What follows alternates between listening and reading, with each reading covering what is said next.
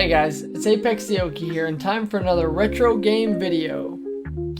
If it's your first time here, I make retro game content on YouTube, and today we're going to be exploring the PlayStation 1 console and some hidden gems that Okie's found recently. So, come along with us and join the community.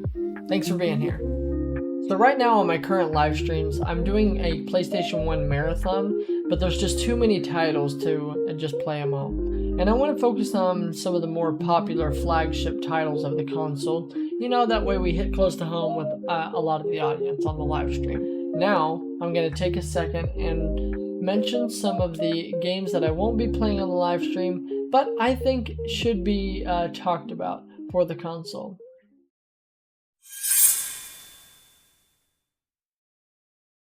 Once upon a time, a blue-eyed boy from the Old West learned one of life's cruelest lessons, that evil was bigger than his gun. So he followed the footsteps of a mysterious master to the Far East, where he learned the secrets of the sword and came back home with the heart of a gunman and the soul of a samurai.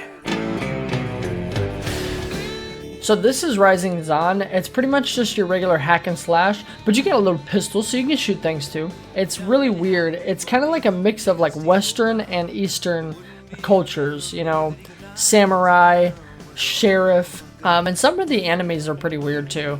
What I thought was really cool about the game is its combo style fighting. So it's a hack and slash, right? You're just pressing one button, but also you can combine like the joystick into circular motions, back and forth motions, double tap directions to do different combos, and I thought that was pretty awesome. The enemies in the game are pretty strange, and the dialogue is just as strange with the gwa gwa gwa from the first boss. Gwa, gwa, gwa. It's pretty linear. You just go through each level, save hostages that are stuck around the town, and then at the end of each level is a boss. When you defeat the boss, there's a cool little mini action that happens at the end where you have to press all the buttons on your controller. I imagine back in the day when you were using an actual PS1 controller, it was probably responsible for breaking a lot of them. Overall, Okie'd probably give Rising Zan, the Samurai Gunman, probably a 7.1.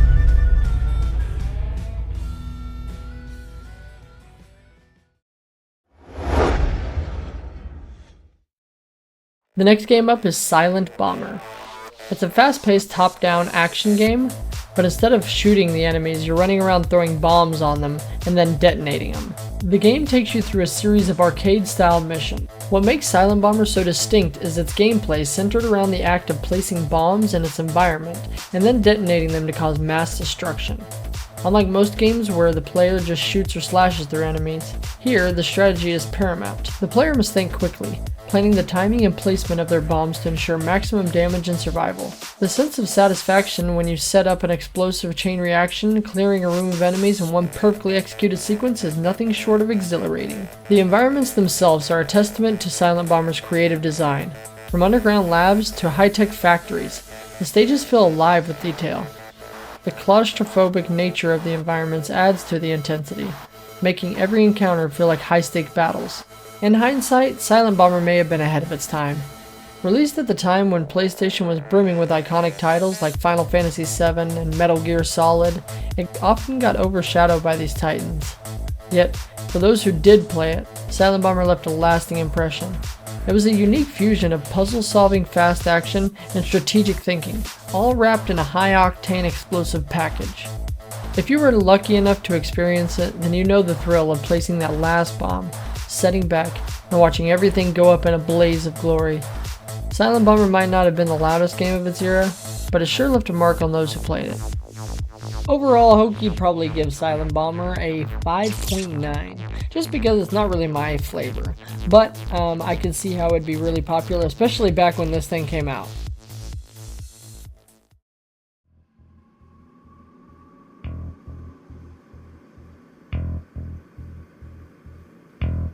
In the shadowy corners of PlayStation's early days, nightmare creatures emerged. A game where the lines between the living and the damned blur into a nightmare of grotesque monstrosities, and a city consumed by darkness. But as with all things born of the abyss, there's more than meets the eye. Right off the bat, Nightmare Creatures looks, well, very of its time. The dark gothic atmosphere is heavy.